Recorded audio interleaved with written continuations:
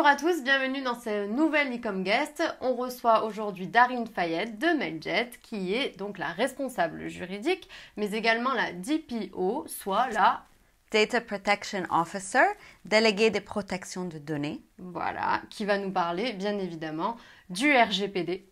Qui de mieux pour nous parler du RGPD que la DPO de Mailjet. Bonjour, RGPD, GDPR, c'est quoi exactement? C'est le nouveau règlement qui a été mis en place, mis en effet en mai dernier, qui a changé comment on protège les données personnelles, et c'est vraiment une harmonisation de la loi en Europe pour protéger les données personnelles des citoyens européens. Voilà, parce que du coup, on a eu beaucoup de demandes sur le RGPD. Qu'est-ce que ça implique? Qu'est-ce que c'est?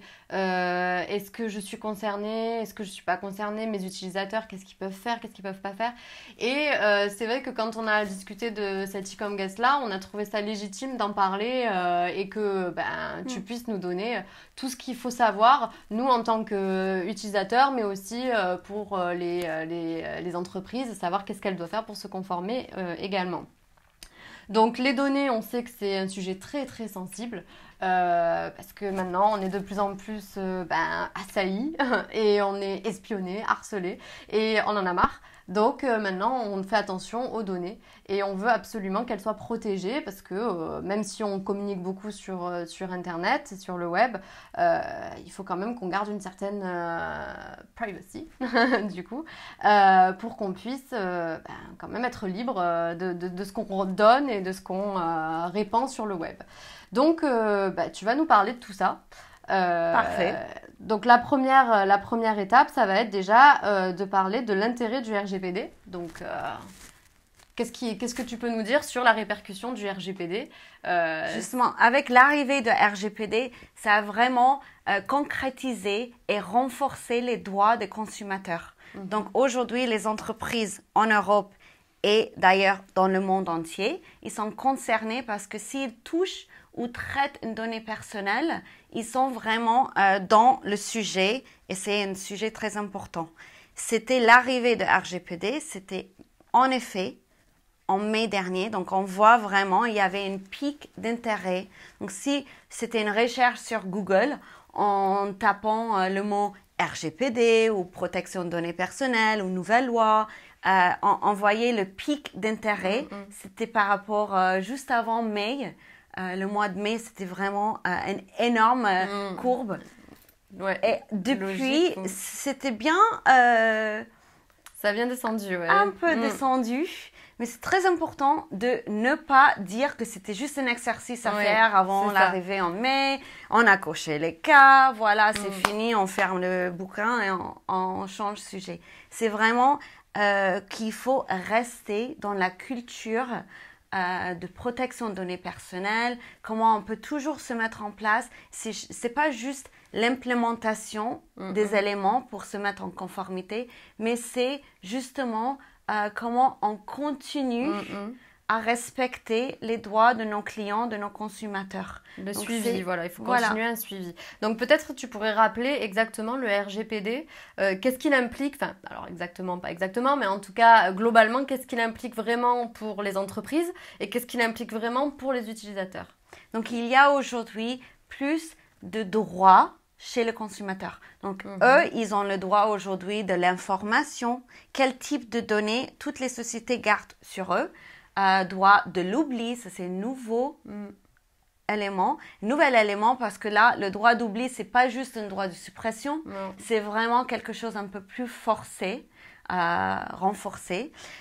Donc, avec le RGPD, tout ça, c'est vraiment une nouvelle ère de conscience. Donc, je crois, avec tout le buzz autour de ce sujet, tout le monde qui ne savent pas exactement comment concrétiser et mettre en place les éléments, c'est quelque chose qui reste en place, les protections de données personnelles. Donc, pour nous, chez Mailjet, on a commencé très tôt avec nos démarches. C'est en janvier-février 2017 qu'on était vraiment en avance et on a mis un petit roadmap, donc tous les éléments qu'il a fallu mettre en place pour qu'on soit conforme au nouveau règlement. Donc, il y a beaucoup d'étapes à mettre en place, mais peut-être on peut parler de 2-3 les plus qui sont les plus importantes ou qui étaient plus de challenge pour nous pour mettre en place. Parce que c'est les plus importantes,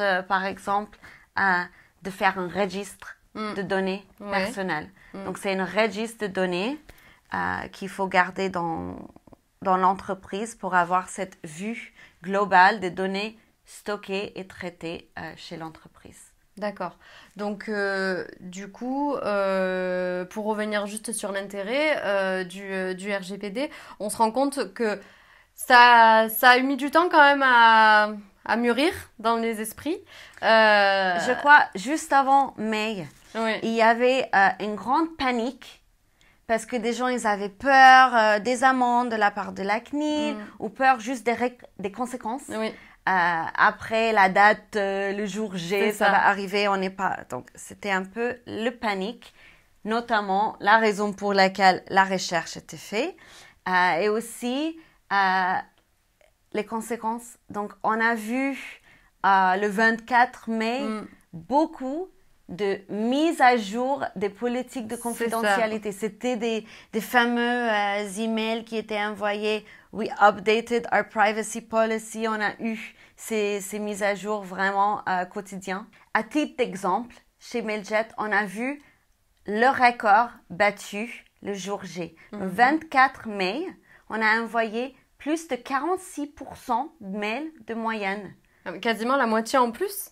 Oui, et c'est 27% plus que le record atteint en novembre 2017. Donc, c'était le Black Friday. Oui. C'est le jour que tout le monde a envoyé leurs emails promotionnels. D'accord, donc c'était déjà un grand pic chez Mailjet. Et là, il y a eu 46% de plus que la moyenne. Et donc, nous, on a tout reçu ce type d'email. C'était des emails pour la mise à jour. Oui. Mais tant, ils n'ont rien mis à jour non plus, hein. On ne sait même pas s'ils ont mis à jour au final. On ne sait même pas. Parce qu'on ne les avait pas lus avant. Avec ce panique, avec ce gros rush, toutes les boîtes se pensaient qu'il a fallu envoyer ce type de message. Est-ce que c'était correct? Peut-être pas. Mais il y avait peut-être 2 raisons pour lesquelles ce type de message a été envoyé.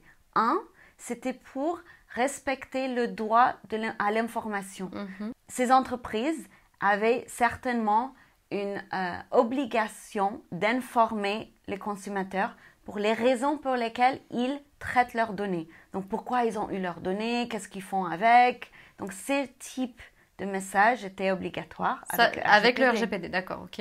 Donc, il faut informer Dans tous les cas, il faut informer le consommateur, en effet, donc, oui. Est-ce qu'on a besoin d'un consentement? Est-ce qu'on utilise les données à titre d'intérêt légitime? Donc, il a fallu mettre très transparent et un moyen très clair aux consommateurs les raisons pour lesquelles on traite leurs données.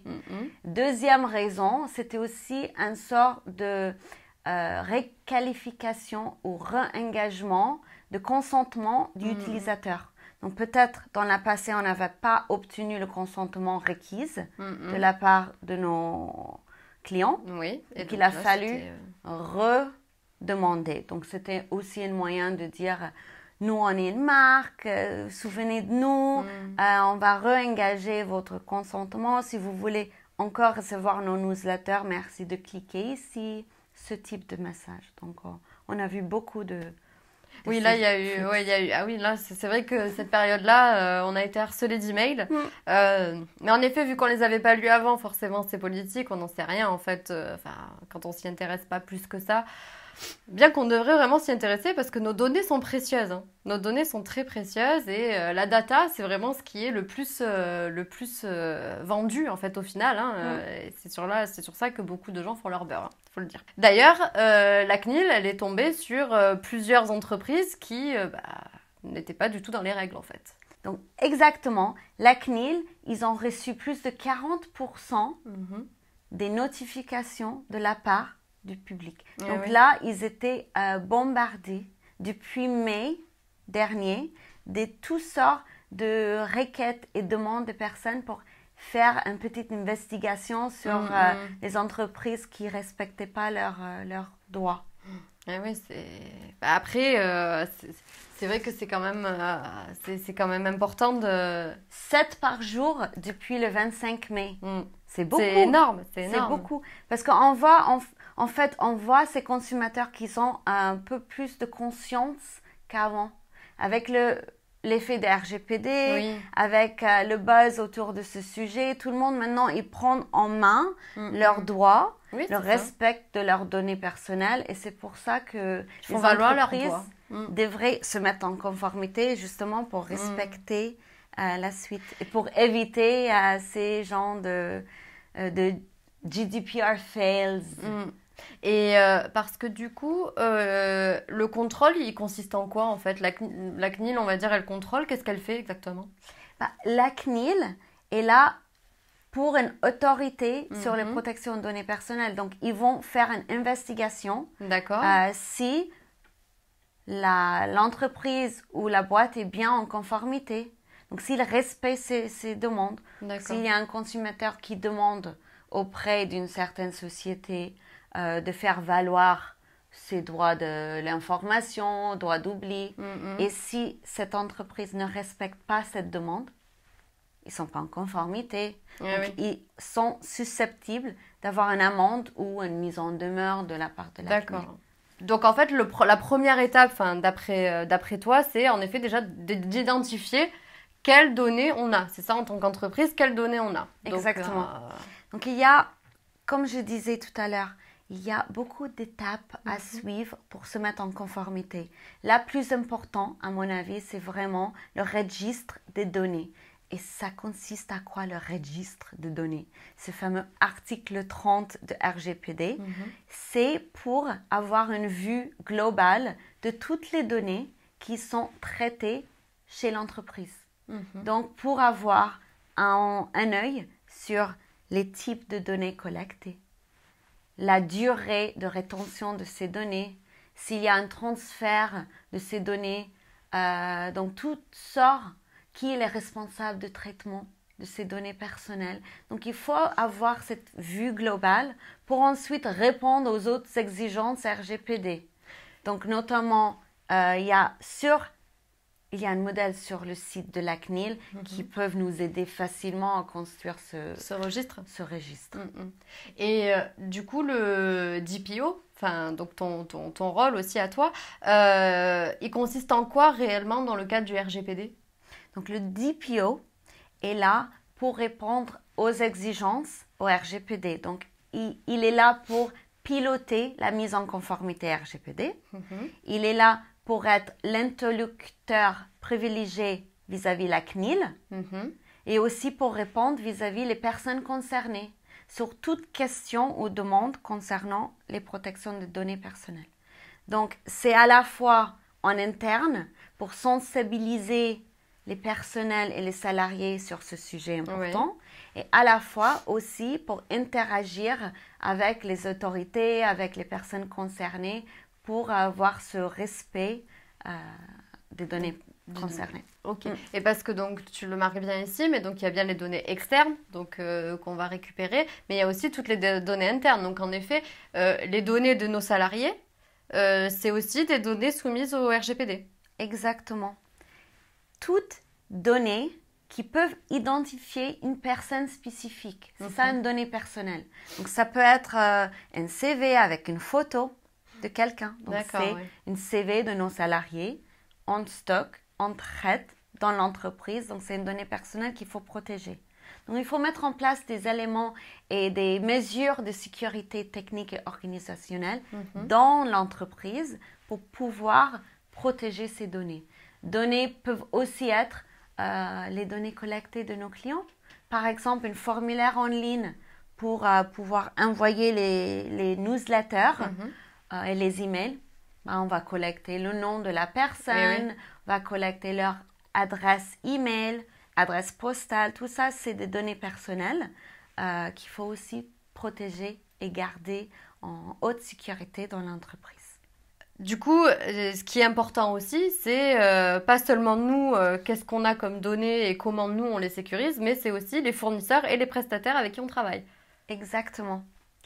parce que c'est tout dans une chaîne de traitement de données personnelles. Donc, l'entreprise peut traiter les données personnelles de nos salariés, de nos clients, de nos prospects, des personnes concernées, mais aussi cette entreprise peut transférer ces données vers un prestataire. Oui. Donc, le prestataire devrait aussi se mettre en conformité parce que la responsabilité sous le RGPD, ça porte sous le responsable de traitement et aussi les sous-traitants. Donc, c'est aussi sur les prestataires. Donc, on utilise toutes sortes de prestataires. Les derniers 6 mois, les amendes qui étaient infligées par la CNIL a été justement sur les prestataires qui n'étaient pas en conforme ou qui ont eu une violation de données personnelles. Donc, il y avait un exemple du Darty qui était infligé, ça c'était avant le RGPD, c'était 100 000 euros. Aujourd'hui, ça va être beaucoup plus élevé comme amende, mais c'était justement pour le non-respect par leurs prestataires de respect des données personnelles. Eh oui, du coup, ils ont fait appel à la mauvaise personne et ils l'ont payé. Donc, il faut contrôler même les prestataires. D'accord. C'est tout en sorte de... tout le monde qui touche ces données personnelles dans le flux devrait être en conformité et devrait vraiment assurer ces protections de haut niveau. D'accord. Parce que du coup, nous, on est une agence. Je vois marqué hébergement cloud et nous, c'est vrai qu'on héberge par exemple nos clients sur le cloud, sur Google Cloud Platform. Clairement, on a accès aux données de nos clients qui ont des sites internet. Donc là, il faut que que nos clients s'assurent que nous aussi, on soit en conformité avec le RGPD. Exactement. Donc, on utilise tous ce type d'outils. Donc, on est sur le cloud, on utilise le CRM, on utilise le chatbot, on utilise plein d'autres outils pour pouvoir fournir nos services à nos clients. Donc, il faut aussi qu'on analyse et on assure que ces prestataires et ces outils sont en conformité. Donc, dans l'exemple de Google Cloud Platform, il faut qu'on s'assure que Google respecte bien tout ce qui est données personnelles et est conformé au RGPD. Alors, sachant que lui, il n'est pas basé en Europe. Si. Donc, il y a Google Cloud, juste pour... il y a Google Cloud Platform qui est basé en Europe, qui est une entité différente que Google aux États-Unis. Ah, donc, il est hébergé donc en lui, Europe. c'est bon. Donc, lui, c'est bon. Lui est en tout utile. Quand on utilise, il faut faire cet exercice. Il faut vraiment voir s'il respecte exactement les obligations et les exigences RGPD. Il faut voir quel niveau de sécurité ils sont en place, quelles mesures techniques et organisationnelles ils sont en place. Donc là, c'est une sorte d'audit sur les prestataires. Donc avec Google Cloud, nous aussi, on utilise Google Cloud Platform comme prestataire. Et on a bien assuré, on a bien vu qu'ils sont en conformité avec le RGPD. Ils ont aussi un haut niveau de sécurité avec la certification ISO 27001, qui était une exigence sur le management IT. Ah, d'accord, ok. Donc, c'est bon. Donc, on n'a pas besoin de faire l'audit, nous, c'est bon. Vous l'avez fait pour nous. C'est ça. C'est un exercice très important d'assurer et checker les cas. Mais ça prend ton monstre? Oui. D'accord. Parce que chez Mailjet, on a commencé avec cet exercice. Je dis c'était un chantier. Ouais. Parce que tout au début, j'ai pensé qu'on avait une vingtaine de prestataires chez nous. En fait, avec l'exercice, avec l'interview, avec tous les départements chez nous, je me suis rendu compte qu'on avait plus de 80 prestataires. Et pour vraiment faire cette analyse et cet audit sur 80 prestataires, ça a pris du temps. Oui, parce que du coup, ça a pris des efforts. Bah oui, c'est ça. Tu avais une checklist en fait de tout ce que tu devais regarder sur chacun des prestataires en disant, bah voilà, ce prestataire, est-ce qu'il a ça, voilà. Exactement. C'est bien de faire un audit, tout simplement. Et il y a des gabarits qui sont disponibles par exemple sur Internet pour savoir quelle procédure, quelle checklist suivre pour justement pouvoir auditer nos prestataires? Exactement. Il y a une checklist que nous, on a fournie et c'est disponible sur le site de Mailjet. Ah ben parfait. Oui. C'est exactement la liste des choses à voir vis-à-vis les prestataires. D'accord. Donc, ça commence tout au début pour dresser la liste des prestataires. Oui. Ensuite, pour voir exactement les mesures qu'ils ont mises en place chez eux. Donc, c'est quelles données on transfère chez les prestataires. Donc, ça peut être des données personnelles, ça peut être des données non personnelles. Donc, par exemple, on va juste transférer une liste quelconque des adresses IP qui terminent juste avec les dernières 4 chiffres. Donc, ça, c'est pas des données personnelles. D'accord. Donc, le prestataire va pas vraiment avoir un risque élevé pour le traitement des données de nos clients. Et Donc, il faut effectuer une petite gestion de tout sous-traitant. c'est ça. Et sur les 80 prestataires du coup que vous avez, il y a eu des gens sur lesquels vous avez dû vous séparer à cause du RGPD qui n'était pas respecté? Oui. D'accord. Donc, tout au début, en adressant des questionnaires à ces prestataires, en demandant exactement les mesures qu'ils ont mises en place, organisationnelles, techniques, les niveaux de sécurité, tous ces éléments. Et s'il ne nous a pas donné les bonnes réponses, parfois il y avait des sociétés qui ont répondu très vaguement. Ils n'ont pas répondu clair et net sur leurs pratiques. Donc pour nous, c'était une question. Et on ne va pas prendre ce risque avec ces fournisseurs qui ne peuvent pas assurer la conformité. Donc c'était une question qu'il faut se poser. Est-ce qu'on reste avec ces fournisseurs ou est-ce qu'on va partir? Et c'est vraiment cette question pour évaluation. Et c'est peut-être quelqu'un, un compliance manager, un responsable juridique ou quelqu'un qui a ces capacités d'analyser un peu les contrats qui sont en place avec eux. Est-ce qu'ils ont les bonnes limitations de responsabilité? Est-ce qu'il faut mettre en place des mesures plus strictes pour assurer qu'ils conforment ou ils sont en conformité? Donc, c'est cet exercice qu'il faut mettre en place pour voir si on garde les prestataires ou on va d'ailleurs. Donc, très important d'avoir les prestataires conformes. Parce que la conformité, ça touche à nous tous. En effet, donc voilà, la question c'est se demander, est-ce que je pars? Est-ce que je reste? Est-ce que je garde mon fournisseur ou pas? Mais c'est un sacré travail, en effet. C'est un métier à part entière quand même. Ça prend beaucoup de temps et surtout que chaque nouveau fournisseur, parce que des fois on en a des nouveaux au fur et à mesure, on doit à chaque fois faire cet audit. Exactement. On a mis en place une nouvelle procédure chez Mailjet. Justement avant, on ne posait pas beaucoup de questions. Peut-être il y avait un département marketing qui voulait utiliser une outil juste pour voir sur les réseaux sociaux. Donc, ils souscrivaient en ligne. C'était une application gratuite, donc ils ne demandaient pas beaucoup de questions. Aujourd'hui, on a mis en place une procédure plus formelle.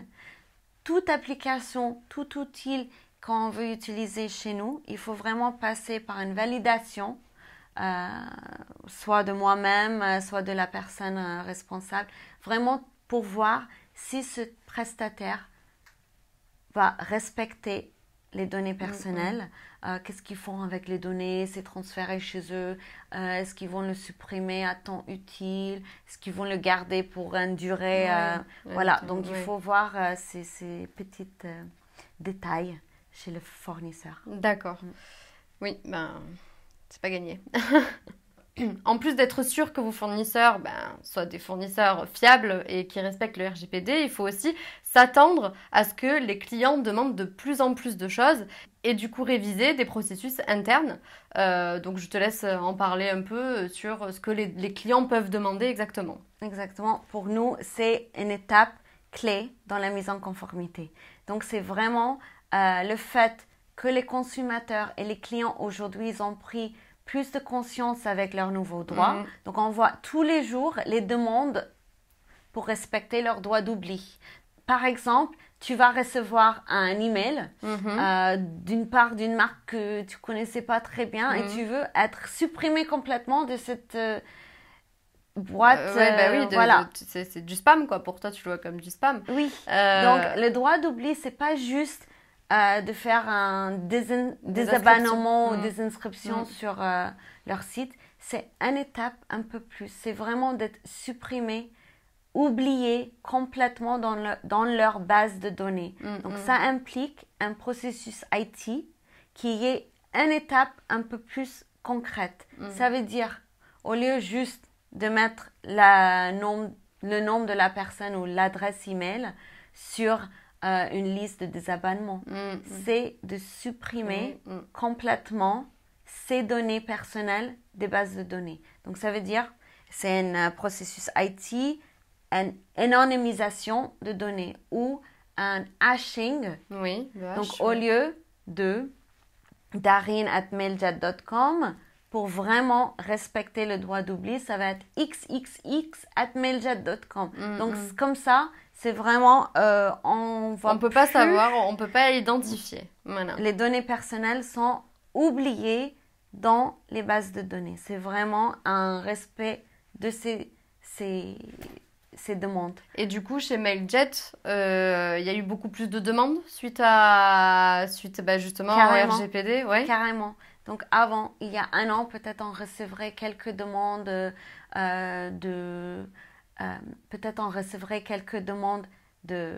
d'informations. 5 par semaine, je dirais. Ouais. Aujourd'hui, c'est des centaines de demandes par jour. Donc, il a fallu retravailler le process IT pour justement répondre en grande échelle ces demandes. Parce que ce n'est pas juste une personne manuellement qui peut répondre. Aujourd'hui, ça doit être automatisé et ça doit être une sorte de harmoniser les demandes. Donc, on a retravaillé. On a un API workflow. Donc, la personne peut envoyer un API clé pour justement faire valoir le droit d'oubli. D'accord, ok, tout simplement, oui. Et vous, du coup, vous avez commencé comment pour justement changer ce process IT? Ça commence vraiment avec l'information et la formation aux salariés et à tout type personnel qui vont traiter les données personnelles. Donc pour nous, c'était une sensibilisation en grande échelle. On avait des sandwich lunch, on avait des petites formations en interne, on avait cette sorte de pédagogique en interne pour donner ces consciences même à nos salariés. Notamment les salariés qui travaillent directement en répondant aux demandes de clients. Donc, le support, les agents du support, les agents marketing aussi, qui ont des communications et qui répondent directement aux demandes de clients. Donc, il a fallu juste donner les éléments clés à ces personnels pour leur sensibiliser, pour changer un peu leur culture dans leur tête. Donc, aujourd'hui, l'équipe produit chez nous, quand ils vont développer une nouvelle feature, ils vont justement se poser la question en avance pour dire « Ah, peut-être en faisant cette formulaire sur le site, on va récolter des données personnelles. Donc, il faut que je vois exactement comment on va processer avec... Et du coup, ils viennent éventuellement te voir en disant « Bon, ça, est-ce que c'est bon? Est-ce que je peux l'appliquer? Est-ce que c'est conforme ?» On a mis en place des spécifications avec un nouvel chapitre pour demander à ce qu'ils respectent les données personnelles, comment ils vont récolter ces informations, comment ils vont traiter. Donc ça était déjà quelque chose pour revoir ces procès. Donc il y avait beaucoup de procédures nouvelles qu'on a mises en place qui est très important avec le RGPD. D'accord, oui, c'est vrai qu'il y en a beaucoup, je pense, qui se sont dit le RGPD, en effet, c'est un one-shot. Je le fais, voilà, je me mets à jour, je fais ce qu'il faut pour être en conformité, mais c'est tout. Mais en fait, de ce qu'on en apprend aujourd'hui et de ce qu'on en parle, c'est que c'est quelque chose sur le long terme, en fait. C'est du suivi continuel. Exactement. Donc, c'est une révision continue de tout ce qui est procès. Donc, c'est pas juste un one-shot, voilà, on a fini. Il faut prendre en compte, ça c'est comme une certification ISO 27001 par exemple. Donc pour une vraie certification, il faut revoir façon tous les 6 mois, tous les ans pour renouveler les efforts, pour voir si ce qui était mis en place fonctionne toujours. Et c'est non-stop. Oui, c'est ça. Donc, c'est du travail vraiment en continu. Et c'est vrai que c'est bien d'avoir du coup la pédagogie, mais aussi la culture. En effet, c'est pas juste une loi, c'est une culture en fait qu'on est en train de plus ou moins de nous imposer. Mais qu'on dit on nous impose, mais au final, c'est pour nous. Enfin, c'est pour nous en tant qu'utilisateurs. Alors, on a des entreprises aussi, donc on a les deux côtés en fait. On a le côté où c'est contraignant, parce que du coup, on n'a pas, en tant qu'entreprise, c'est vrai que les données des clients, c'est quand même précieux. Mais de notre côté, en tant qu'utilisateur, on est quand même très content qu'il y ait ce genre de loi qui se soit développée pour qu'on soit un peu plus protégé aussi, parce que ça manque clairement de protection. D'ailleurs, aux États-Unis, qu'est-ce qu'il en est? Parce qu'on a quand même les gros data centers, ils sont quand même aux États-Unis. On parlait tout à l'heure de Google, donc Google Cloud, ok, il est en Europe, donc il est conformé, mais Google tout court, qu'est-ce qu'il en est? Exactement. Donc là, avec l'arrivée de RGPD, on a vu vraiment une nouvelle standard de protection de données personnelles qui est en train de se transformer dans le monde entier. Donc on voit aux États-Unis, justement, en Californie, qu'ils ont une nouvelle loi qui est très, très proche au règlement RGPD. Donc là, on voit aussi que les autres acteurs aux États-Unis, même en Australie, qui sont aussi en train de se poser la question. Donc, c'est une nouvelle ère que les consommateurs vont être protégés. C'est vraiment une prise de conscience par les sociétés, par les entreprises pour protéger les données.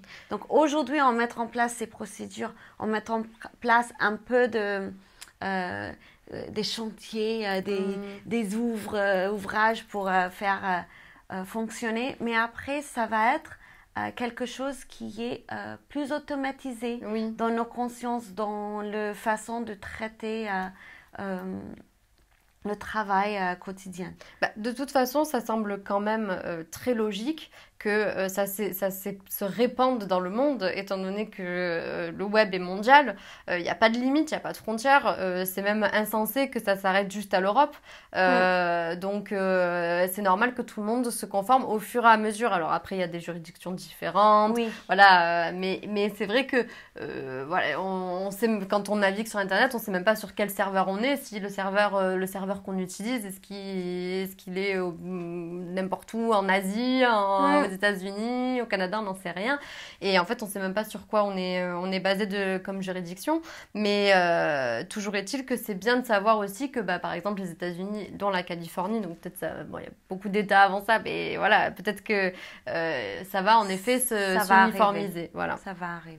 Ok, donc là, on a quand même fait un tour d'ensemble du RGPD, on y voit un peu plus clair, en tout cas, je l'espère. Est-ce que tu peux nous répéter les 3 grands points, voilà, de cette présentation et de cet e-com guest au final, ce qu'il ne faut pas oublier, ce qu'il faut vraiment retenir? D'accord. Je vais essayer de faire un sommaire très vite. Donc, c'est vraiment 3 étapes très clés pour se mettre en conformité. La première, c'est d'établir le registre de données. Donc, pour avoir une vue globale de données qui sont traitées dans l'entreprise et pour avoir plus de souplesse pour faire des processus après.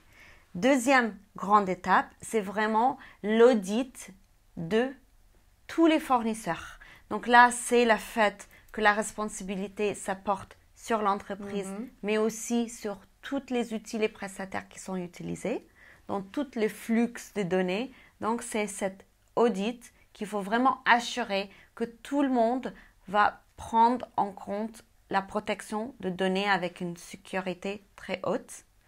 Troisième étape, c'est la révision des process IT. Parce qu'il y a beaucoup des étapes à suivre. Il y a beaucoup de processus, on dirait, de mettre en place. On ne peut pas faire ça dans une façon individualisée ou manuelle. Donc, il faut revoir avec quelque chose de plus organisé, une révision des process IT. Parce que le RGPD, ce n'est pas juste un travail finalement de l'équipe mise en conformité ou de l'équipe juridique. C'est vraiment une collaboration avec toutes les équipes. Donc, les tech, les marketing, les gens qui travaillent dans l'administration. Donc tout ça devrait marcher main dans la main pour se mettre en conformité et de réviser ces processus. Voilà, c'est pour ça qu'on parlait de culture, de culture du RGPD et pas seulement en effet d'une mise en conformité. Ok, en tout cas, ça a été très intéressant et je pense qu'on y voit beaucoup plus clair. On a quelques questions. Alors, on a une question de Sandra qui demande en fait le RGPD, est-ce que ça s'adresse qu'au B2C ou qu'au B2B ou aux deux? En fait, elle est un peu paumée. Bonjour Sandra. Donc, c'est une question très intéressante. Mais le RGPD ne fait pas de distinction entre B2B ou B2C. Donc, si on est une entreprise ou une agence où on traite directement avec d'autres agences, on ne voit pas des consommateurs dits finaux, ça s'applique aussi pour nous. Parce qu'une donnée personnelle, par exemple, une adresse email, Sandra, on ne peut pas vraiment différencier son adresse email de pro, personnel. Parfois, on utilise même nos adresses pro pour faire des choses perso, perso pour faire pro. Donc, si on peut identifier une personne derrière ces données, c'est une donnée personnelle, il faut qu'on le protège. Et d'ailleurs, il n'y a aucune condition de taille d'entreprise. Voilà, ça s'applique vraiment à tout le monde, à tous ceux qui récoltent des données personnelles, donc des données qu'on peut identifier. C'est bien ça? Tout à fait. Si c'est une donnée personnelle d'une citoyenne européenne. Ouais. Parce que c'est un règlement européen. Donc, c'est applicable. Si on est basé aux États-Unis, on traite des données personnelles des Européennes, ça applique aussi pour nous. D'accord. Si on a 2 personnes dans la société ou 2 milliards. D'accord, ok. Donc du coup, moi je suis une consommatrice européenne, je suis citoyenne européenne. J'achète sur un site au Brésil par exemple, sur un site internet, j'achète. Donc mes données, qu'est-ce qu'elles deviennent? Donc, toi, en tant que consommateur européenne, sous le RGPD, tu as le droit enforcé. Donc, cette entreprise en Brésil, il devrait se mettre en conformité avec le RGPD. Et c'est justement la raison pour laquelle on voit aujourd'hui beaucoup d'entreprises basées pas en Europe, qui sont basées peut-être aux États-Unis ou en Brésil justement, qui pouvaient pas se mettre en conformité. Donc, ils voulaient pas mettre les ressources ou voulaient pas mettre des efforts sur le sujet RGPD. Donc, eux, ils ont pris la décision de ne pas fournir leurs services en Europe. Voilà. Donc, on voit aux États-Unis quelques journaux qui sont carrément dit on ne va pas donner accès à notre site en Europe. Donc, nous, en tant qu'Européens, si on va sur le site aux États-Unis, on ne peut pas accéder parce qu'eux, ils n'ont pas de moyen de respecter le RGPD ou ils ne voulaient pas se mettre en conformité. Donc, voilà, peut-être ils vont faire plus tard. Mais est-ce qu'ils auraient eu des contrôles de l'administration? Enfin, c'est ça en fait ce que je me dis. Ils avaient bien peur. D'accord, ouais. Donc ils voulaient même pas. Ils ont peut-être peur commencer. En général quand c'est la loi européenne, peut-être que ça commence à leur faire peur. Je crois. Donc on a une autre question de Selim qui nous demande en fait quels sont vraiment les risques encourus par le non-respect du RGPD. Les amendes, on a vu tout à l'heure Darty, c'était pas très beau. Et du coup, quelles sont aujourd'hui les amendes encourues? Et donc, il y a forcément les amendes qui peuvent être infligées par la CNIL. Donc, ça peut être jusqu'à 4% de chiffre d'affaires global d'une société ou 20 millions d'euros, énorme. Qui est beaucoup. Mais ce n'est pas juste les amendes financières, des risques de chiffre d'affaires. Il y a d'autres risques, par exemple la réputation de la marque ou la réputation de business. Par exemple, s'il y a un client qui va sur le site, ils vont dire mais ils ne respectent pas vraiment, je ne sais pas exactement comment ils vont traiter mes données. Donc là, il va aller tout de suite sur les réseaux sociaux pour dénoncer la société ou pour dénoncer les pratiques. Et là, c'est un risque sur la réputation de la société. Et c'est ça qui est finalement plus tangible que le risque financier ou des amendes de la CNIL. C'est Oui, les vraiment... deux sont assez conséquents. mm, Mais c'est vrai que la notoriété de la marque peut en prendre un coup aussi du fait de ne pas se conformer. Parce que, comme on disait, les consommateurs sont de plus en plus exigeants envers leurs données. Ils sont de plus en plus défensifs. très Hein, même. ils veulent pas forcément donner à tout le monde n'importe quoi. Mm, Et du coup, c'est évident que ils voient une marque qui ne correspond pas à leurs droits, hein, qui ne respecte pas leurs droits, elle peut en effet en pâtir lourdement. Alors on a une autre question de Victor cette fois qui dit donc le consentement, comment est-ce que je peux vraiment l'avoir et comment prouver que j'ai eu ce consentement auprès du consommateur? Avec le RGPD, la définition de consentement a été élargie.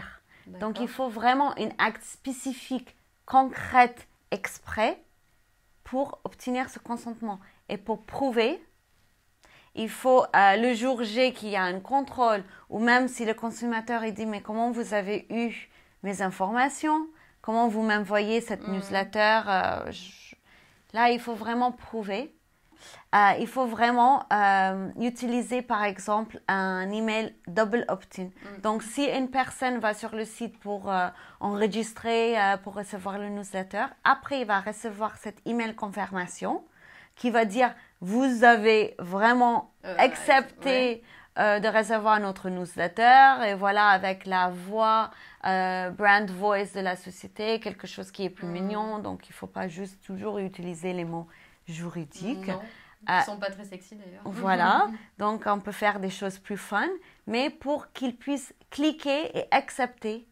Et une façon technique pour aussi, quand ils cliquent sur le lien, c'est enregistré dans votre solution emailing, par exemple, c'est enregistrer ce consentement clair, précis, avec le message qu'il a cliqué. D'accord. Et du coup, est-ce que ça veut dire que c'est la fin des entreprises qui vendent des données? Parce que clairement, il y en a beaucoup qui vendent des données, qui vendent des fichiers de données, des fichiers email par exemple. Ça se fait beaucoup dans notre domaine. Donc, est-ce que c'est la fin? Est-ce que le RGPD met fin à ce genre d'entreprise? Je dirais pas c'est le fin complètement obsolète. C'est vraiment juste un changement d'un moyen de vendre. Parce qu'avec le RGPD, il y a un principe de base de transparence. Donc, il faut vraiment être 100% clair avec la personne les fins de ces données personnelles. Donc, si vous allez récolter des données personnelles, mais vous dites clairement à cette personne que je vais aussi envoyer vos données à mes affiliates, mes partenaires. Donc, cette personne était informée dès le début. Il a consenti, il a donné son appropriation. Voilà, donc après, on a cette preuve qu'il a bien lu le message et ils savent exactement les raisons pour lesquelles on va utiliser les fins de ces données personnelles. Donc voilà, c'est pas le fin, mais c'est un peu plus... c'est un bel obstacle. Voilà. Il faut un peu travailler dessus. Oui. Ok, mais alors, en tant que consommateur, moi, imaginons, je vois, vos données, en gros, vos données vont être utilisées, parce que c'est transparent, hein, vont être données à mes partenaires. Mais je veux pas. Je fais quoi? En fait, je peux rien faire sur ce site, je peux pas acheter. Je peux rien faire. Parce qu'au final, si je fais une action, c'est comme si j'acceptais la politique. C'est ça? C'est pour ça que la définition de consentement est distincte. Il faut un consentement pour chaque fin utilisée. Donc, si vous voulez qu'il reçoit de la part de vos partenaires des communications, ils devraient clairement accepter ce cas. D'accord, c'est vraiment la case à cocher. On ne peut pas mettre en lien avec l'achat et forcer sa main. D'accord. C'est pas un consentement clair, c'est pas un consentement séparé. D'accord. Okay. Et c'est ça que le RGPD mettre en place plus pour avoir des associations de ces éléments. C'est plus clair. Alors, autre question, c'est Julie qui nous demande quels sont les droits du coup des consommateurs. Est-ce que ça a vraiment changé avec le RGPD maintenant? Donc oui, on sait déjà que c'est oui, mais vraiment quels sont les droits des consommateurs maintenant? Merci Julie pour cette question. il y a certains droits qui étaient renforcés avec le RGPD. Donc, on avait toujours le droit de rectification. On avait la loi informatique et liberté en France. Donc, on avait déjà en place le respect de protection de données personnelles et ses droits de consommateur. Aujourd'hui, ce qui est nouveau comme droit, c'est le droit d'oubli. Le droit d'oubli, c'est une étape un peu plus concrète et plus exigeante. Donc, c'est vraiment de supprimer, anonymiser ces données en tant que telles dans les bases de données de l'entreprise. Donc, le droit d'oubli, c'est nouveau. Aussi, quelque chose qui est une nouveauté, c'est le droit de portabilité. Donc, il faut qu'un consommateur puisse prendre ces données pour aller d'ailleurs. Donc, s'il utilise par exemple Spotify et il a ses données, ses playlists, quelques données enregistrées, il a le droit de prendre ces données avec un fichier readable. Oui, lisible. Voilà, un fichier très lisible voir, qui peut prendre, qui peut voir et surtout exporter, consulter, voilà. Qui peut exporter et aller d'ailleurs soit pour ses besoins personnels ou soit pour aller avec un autre fournisseur. Donc ça, c'est aussi un nouveau droit de consommateur qui est très intéressant. D'accord, parce que du coup, ça me fait rebondir sur le fait qu'il y a une nouvelle news là qui est arrivée et c'est la fin de Google+. Parce que Google+, a eu une grosse faille de sécurité. Du coup, il y a eu 500 000 utilisateurs qui avaient leurs données à nu, en fait. Et du coup, ça s'arrête. Ça s'arrête là, normalement, en août 2019. C'est arrivé là récemment. Mais en effet, ils vont donner bientôt une procédure à suivre pour justement récupérer ces données. C'est pour ça que je rebondis là-dessus. Pour récupérer les données, pour les migrer et pour pouvoir les récupérer. Donc en effet, il y a ce nouveau processus aussi qui est mis en place par le RGPD pour récupérer ces données. Et c'est un nouveau droit vraiment de l'utilisateur et du consommateur. Exactement. Chez Mailjet, nous aussi, on a optimisé la façon de répondre à ces droits, justement, de portabilité. Donc, pour nous, aujourd'hui, il y a un bouton super facile à utiliser. On clique sur le bouton « Exporte mes données ». En fait, toutes les listes de contacts, donc les listes des adresses e-mail que vous avez téléchargées sur notre site, voilà. Vous pouvez récupérer les listes de contacts pour faire d'autrement.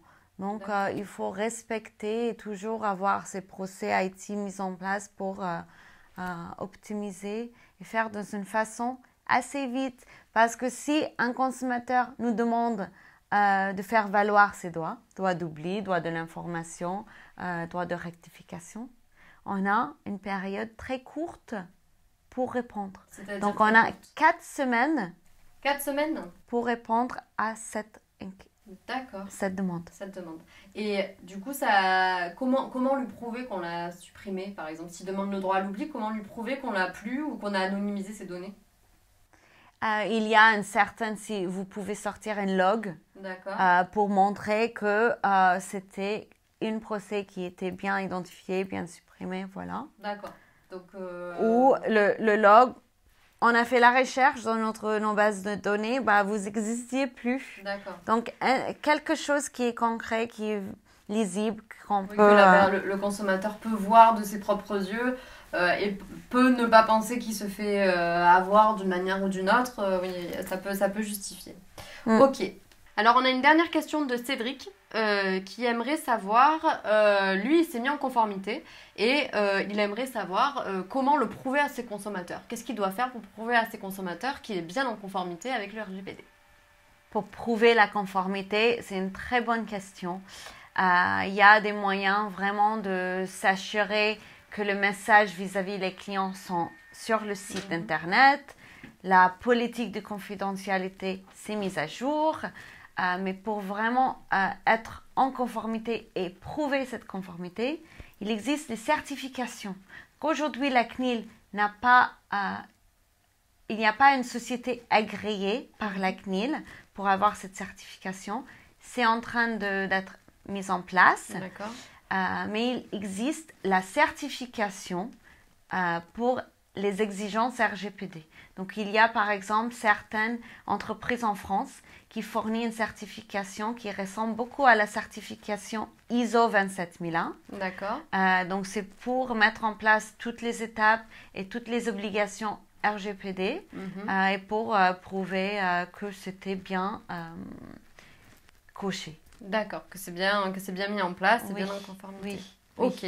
Eh ben, merci beaucoup Darine pour ces échanges très intéressants. On y voit bien plus clair sur le RGPD. J'espère que vous aussi. Merci à tous d'avoir suivi cette e-com guest. J'espère aussi que ça vous a plu. On vous retrouve très bientôt pour un nouvel e-com guest. N'hésitez pas à liker et à commenter. On est là aussi pour répondre à vos questions. D'ailleurs, Mailjet a un petit espace dédié justement sur leur site pour répondre aux questions RGPD, parce qu'ils commencent à être vraiment spécialisés là-dedans. Ils ont eu la certification, on a oublié de le préciser d'ailleurs. On a oublié de dire que vous aviez eu la certification et que du coup, bravo, félicitations à vous parce que ça a l'air d'être un travail vraiment de longue haleine. Alors, tu as bien travaillé. Oui. C'est après plus d'1 an et demi des efforts avec une collaboration de toutes les équipes. Donc, on est vraiment fiers d'avoir eu la certification.